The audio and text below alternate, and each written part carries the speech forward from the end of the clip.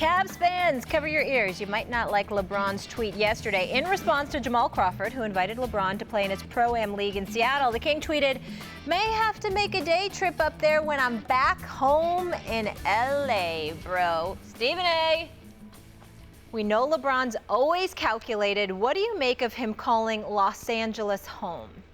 I don't make anything of it, to be quite honest with you, other than this. It's not about whether or not he's going there. It's about him wanting to maintain, I don't want to say relevance. He's the greatest basketball player in the world. He's an iconic global figure. This is one of the reasons why, but it doesn't make it any less nauseating. The fact of the matter is it shows that he's constantly thinking about branding, that he's constantly thinking about pushing himself, that he hasn't taken enough time to just sit back and lick the wounds of yet another NBA Finals loss. And I think the part that he doesn't realize more than anything else is that even though, listen, I want to make sure I'm very, very careful with what I'm saying. LeBron James, the greatest attribute for him is he never cheats us with effort. He goes out there and he always strives for greatness. That's why I don't mind that hashtag coming from him. He does strive for greatness. He is legit in that regard. The problem, however, is you do get to a point where you see him talking so much on social media that he seems just as concerned about his brand as he is about winning.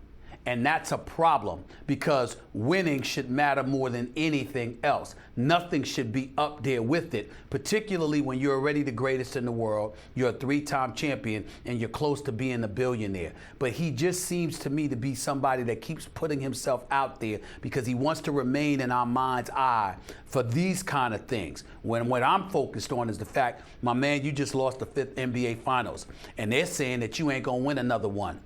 And you're trying to give us the impression, Max, that you know what? If we don't, it ain't gonna be because of me, because I'm doing my job. That's what I'm seeing every time I see him in social media. That's my issue.